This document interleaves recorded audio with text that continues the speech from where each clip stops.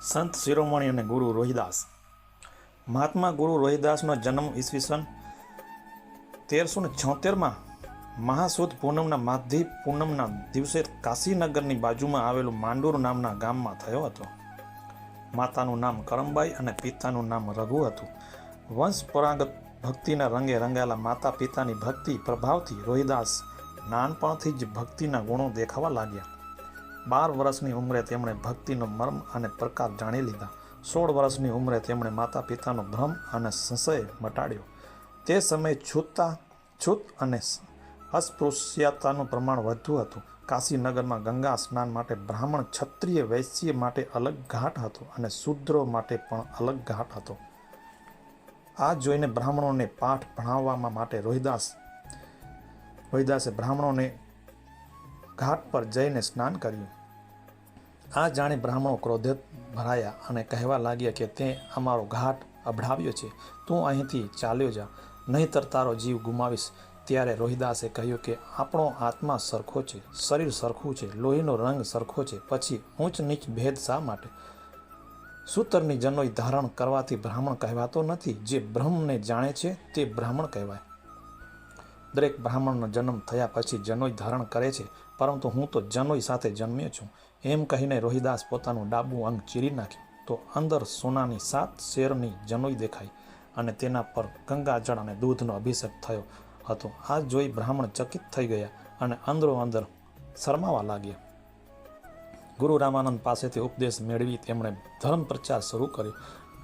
કાર્તકી પૂનમના દિવસે સૌ ગંગા સ્નાન માટે જતા હતા. ત્યારે રોહિદાસે બ્રાહ્મણ સંઘને કહ્યું કે હે પંડિતો, આ શ્રીફળ અને ટકો ગંગા મૈયાને અર્પણ કરજો અને હાથ લંબાવીને લેતો જ આપજો, નહીં તો પાછું લાવજો.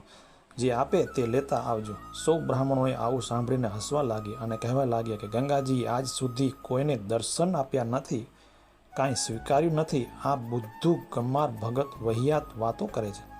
તેઓ ગંગા સ્નાન કરી રોહિદાસનું શ્રીફળ અને ટકો અર્પણ કરવા લાગ્યા એટલે ગંગા મૈયા પ્રગટ થયા અને રોહિદાસનું શ્રીફળ અને ટકો સ્વીકાર્યું તથા રત્નજડિત કંગન આપીને બ્રાહ્મણોને કહ્યું કે આ રોહિદાસને આપજો, તે મારો પરમ ભક્ત છે, યુગો યુગથી મારો ઉપાસક છે, શંકા કરશો નહીં. આ માહિતી તમે ગુજરાત સૌ બ્રાહ્મણો કંગન જોઈને લોભમાં પડ્યા અને વિચાર્યું કે આ કંગન રોહિદાસને આપવું જ નથી. તેઓ પોતાના ગામ તરફ જવા લાગ્યા. ત્યાં સામેથી રોહિદાસ આવતો જોયો. બીજા રસ્તા તરફ જવા લાગ્યા. ત્યાં પણ રોહિદાસ જોયો. ચારે બાજુ રોહિદાસ દેખાયા. બ્રાહ્મણોએ હવે આ કંગન રોહિદાસને આપી દઈએ. તેઓ રોહિદાસ ગામ આવ્યા અને કંગન આપ્યું. રોહિદાસે ગંગા સ્મરણ કરીને સ્વીકાર્યું. બ્રાહ્મણો શરમથી ઝૂકી ગયા.